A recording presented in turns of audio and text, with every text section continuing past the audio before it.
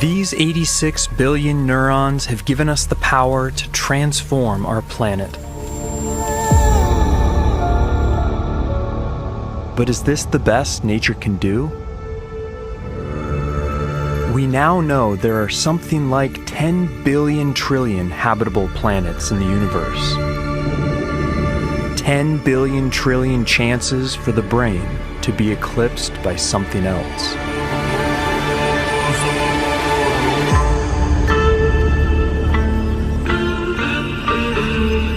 The search for intelligent life is more than just a scientific curiosity.